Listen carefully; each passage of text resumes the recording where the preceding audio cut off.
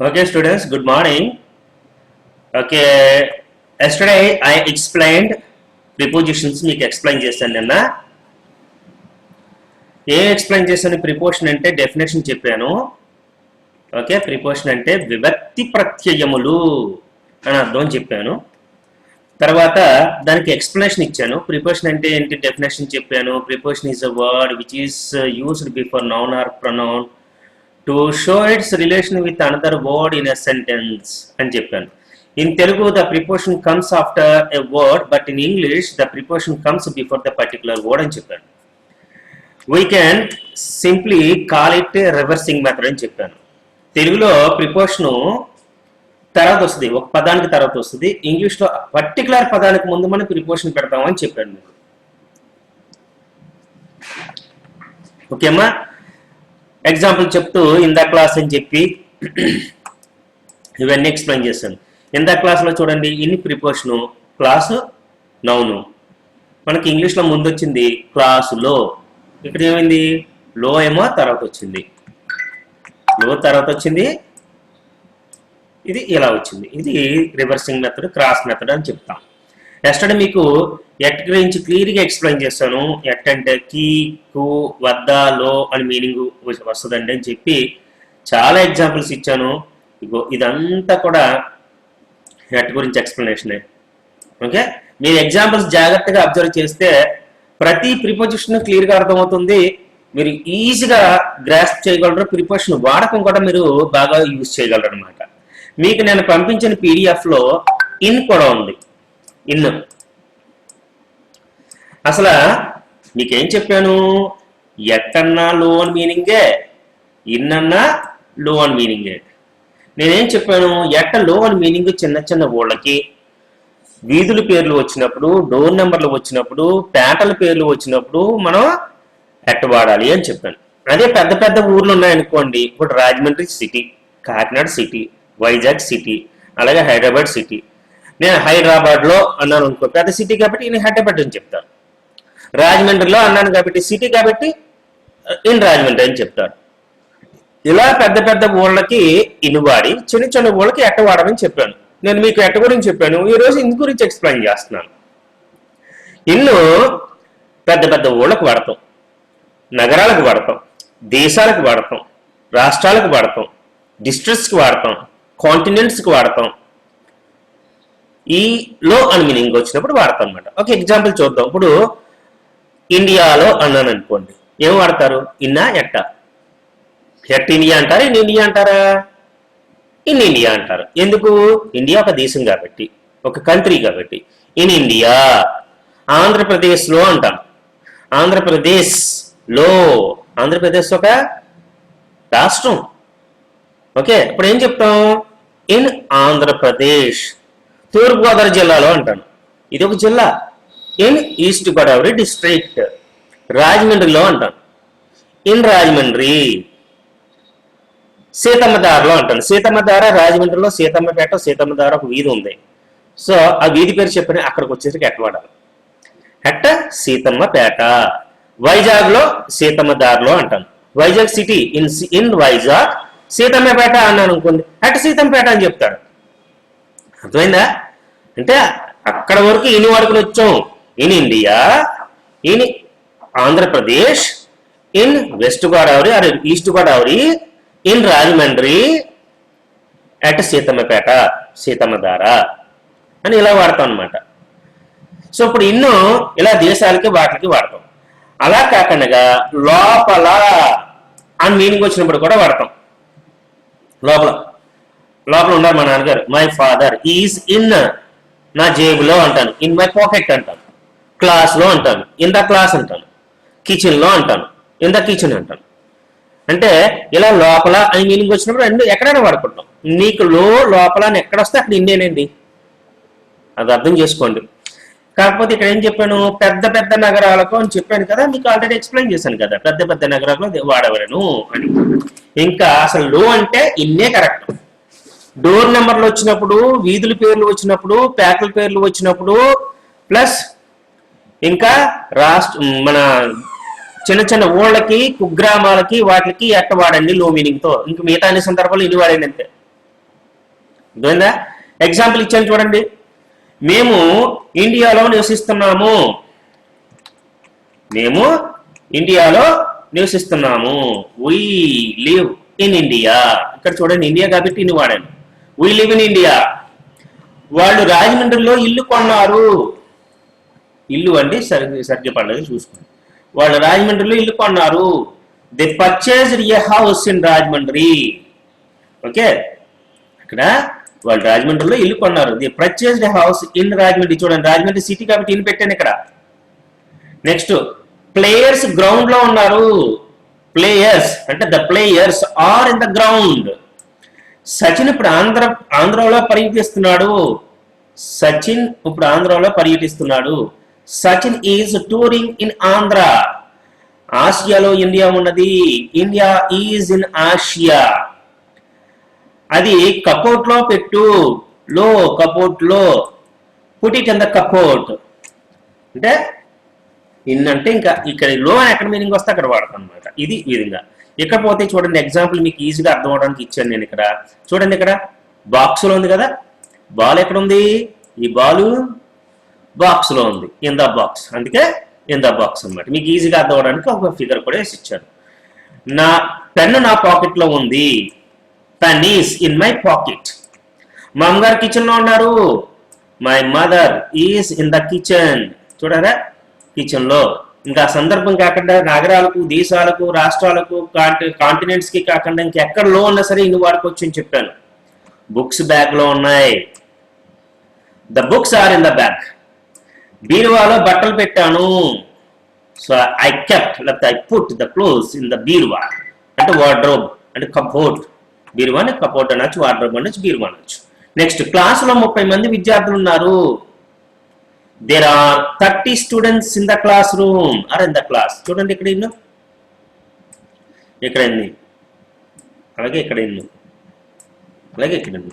Okay, ఇన్ని సందర్భాలు invert. Next ఇక్కడ చూడండి, ఇంకో ఎగ్జాంపుల్ ఇచ్చాను. ఈ ఆలోచన నా మెదడులో లేదు. This idea is not in my mind. చూసారా ఇన్ను? ఇంక ఎక్కడ లో వచ్చినా సరే, లోపల వచ్చినా సరే ఇన్ని వాడండి. వీధుల పేర్లు వచ్చినప్పుడు, పేటల పేర్లు వచ్చినప్పుడు, డోర్ నెంబర్స్ వచ్చినప్పుడు, చిన్న చిన్న ఊళ్ళకి, పల్లెటూళ్ళకి, వాటికి మనం వాడతాం లోన్ మీనింగ్తో అటు వాడతాం. ఇది ఇన్ను. మీకు ఈజీగా అర్థం అవడానికి ఇక్కడ నేను ఫిగర్ కూడా వేసి ఇచ్చాను. ఓకేనా? నెక్స్ట్, మీ ప్రిపోజిషన్స్ లిస్ట్లో ఇంటూ ఉంది చూడండి. మీ ప్రిపోజిషన్స్ లిస్ట్లో ఇంటూ ఉంటుంది. ఇంటూ అంటే లోనికి అని అర్థం అండి. కదలకు ఉండాలన్నమాట. ఇంటూ అంటే ఏంటి? లోనికి. ఇప్పుడు ఇంటూ అంటే లోనికి. ఇప్పుడు నువ్వు క్లాసులోనికి వస్తావంటే నువ్వు నడకుండా, కదలకి లేకుండా క్లాసులోకి రాలేవు కదా. సో ఆ మూవ్మెంట్ ఉండాలన్నమాట. మూవ్మెంట్ ఉండడానికి ఉండేటప్పుడు లోనికి అయిన మీనింగ్ ఎక్కడ వస్తే అక్కడ ఇంటూ పడేస్తాం అంతే. లోనికి. ఆయన ఇప్పుడు ఇంకా ఇచ్చాను కింద మీకు ఎగ్జాంపుల్స్ ఇచ్చాను చూడండి, మీకు ఈజీగా అర్థం అవుతుంది. అప్పుడు ఇంటూ ద రూమ్ గదిలోనికి, ఇంటూ ద కిచెన్ వంట గదిలోనికి, ఇంటూ ద బ్యాగ్ బ్యాగ్ లోనికి. ఎ లిజర్డ్ లేకపోతే a scorpion crawled into the bag. Scorpion crawled into the bag. ఒక తేలు బ్యాగ్ లోనికి పాక్కుంటూ వెళ్ళిపోయింది. బ్యాగ్ లోనికి కదలకు ఉండదు కదా. ప్రాకిందంటే ప్రాకడం అంటే ఏంటి? కదలకుతోనే కదా వెళ్తుంది, మూవ్మెంట్ ఉంటుంది అన్నమాట. అలాగే ఇంటూ ద హౌస్ ఇంట్లోనికి, ఇంటూ ద కేవ్ గుహలోనికి, ఇంటూ ద బాక్స్ బాక్స్ లోనికి. ఇక్కడ ఇచ్చాను చూడండి, ఇంటూ ద బాక్స్. మీకు ఎగ్జాంపుల్, ఈ బాల్ ఎందులోకి పడుతుంది చూడండి. మూవ్మెంట్ కిందకి ఎలాగుంది చూసారా? ఇది మూవ్మెంట్ ఎలాగుంది చూసారా? బాక్స్ లోనికి కిందకి పడుతుంది అనమాట. The ball falls into the box. Ball box లోనికి పడుతున్నది, అది పడుతుంది. ఈ విధంగా అనమాట. మీకు ఎగ్జాంపుల్ సెంటెన్స్లు ఇచ్చాను చూడండి. ఇక్కడ నేను క్లాస్ లోనికి వెళతాను. I go in to the class room. నేను క్లాస్ లోనికి వెళ్తాను. నడిస్తే నువ్వు కదలకి లేకుండా ఇక్కడ మా వైపు అక్కడ ప్రత్యక్షం అయిపోం కదా.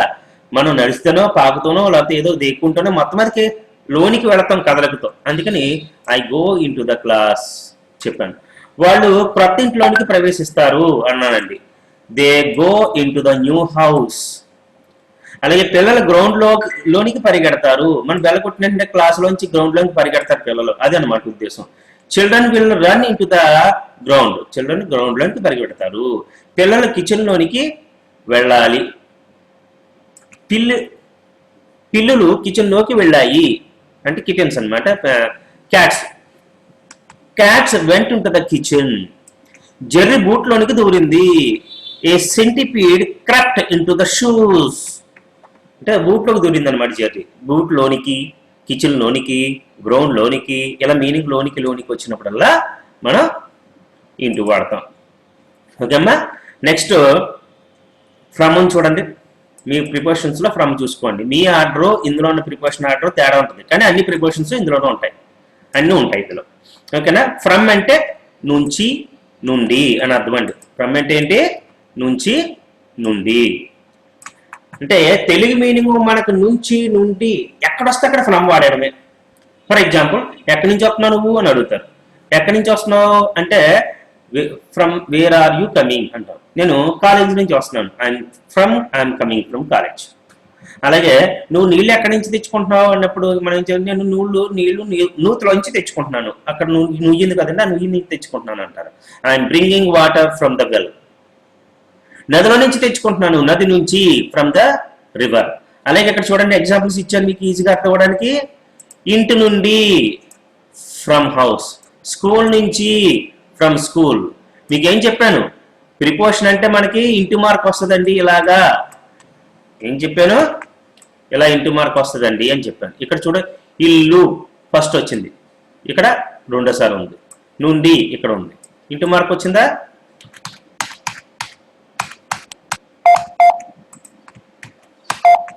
ఓకే. ఇంటి నుండి, ఫ్రమ్ హౌస్.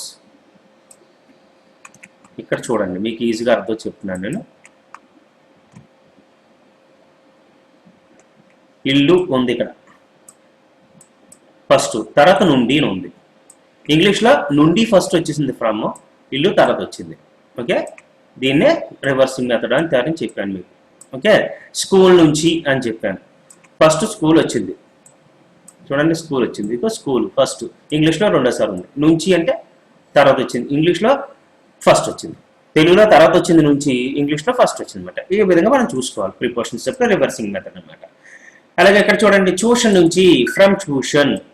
అరవింద్ నుంచి, అరవింద్ నుండి, ఫ్రమ్ మిస్టర్ అరవింద్. ఉదయం నుంచి, from this morning, from the morning. ఈ విధంగా వాడతాం. ఇక్కడ ఎగ్జాంపుల్ సెంటెన్సెస్, ఇక్కడ ఫిగర్స్ చూడండి మీకు ఈజీగా అర్థమవుతుంది. అప్పుడు ఇక్కడ ఫిగర్ చూడమ్మా. ఇక్కడ ఏమైంది ఫిగరు? ఇక్కడ చూడండి, ఇతను ఏం చేస్తున్నాడు? ఇతను ఈ ఫోడియం నుంచి వెళ్ళిపోతున్నాడు, అంటే వెళ్ళిపోతున్నాడు అనమాట. ఇక్కడి నుంచి ఎక్కడి నుంచి వెళ్ళిపోతున్నాడు అతను? ఫోడియం నుంచి. ఇది ఫోడియం. ఫోడియం అంటే స్పీచ్ ఇచ్చేటప్పుడు పెద్ద టేబుల్ ఉంటుంది కదా, దాన్ని ఫోడియం అంటారు. ఈ ఫోడియం నుంచి వెళ్ళిపోతున్నాడు. ఇతను ఏం చేస్తున్నాడు? డాగ్ నుంచి పారిపోతున్నాడు, కుక్క నుంచి తప్పించుకుంటున్నాడు అనమాట. కుక్క నుంచి తప్పించుకుంటున్నాడు. ఇతను ఏం చేస్తున్నాడు? ఇక్కడ పారిపోతున్నాడు కుక్క నుంచి. ఓకే.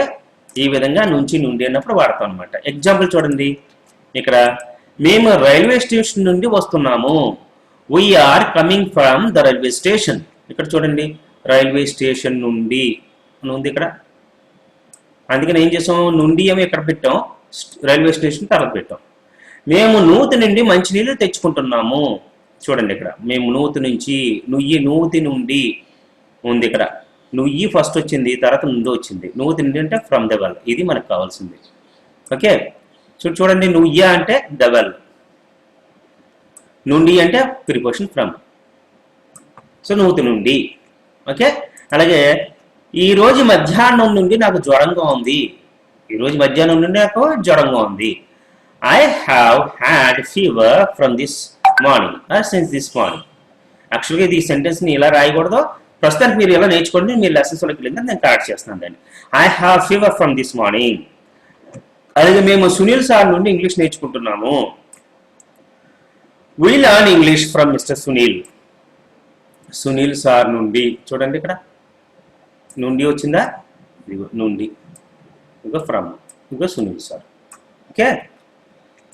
అలాగే 1వ తారీఖు నుండి మేము సంగీతం నేర్చుకుంటాము. ఇక్కడ చూడండి 1వ తారీఖు నుండి మేము సంగీతం నేర్చుకుంటాం. ఫస్ట్ అంటే we learn music from first.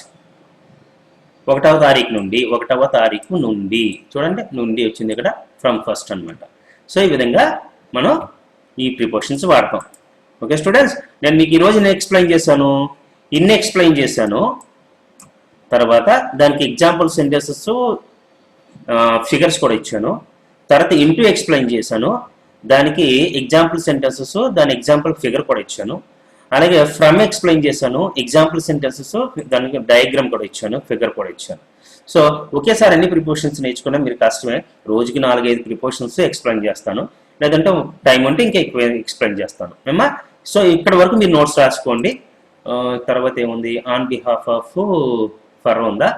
So వీటి గురించి తర్వాత నేర్చుకుంది, కానీ అప్ టు ఫ్రమ్ వరకు మీరు మీ నోట్బుక్లో ఈ సెంటెన్సెస్తో సహా ఎక్కించుకోవడానికి ప్రయత్నించండి. ఓకే అమ్మా, with this I'm stopping. I shall meet you with new prepositions tomorrow. Bye students.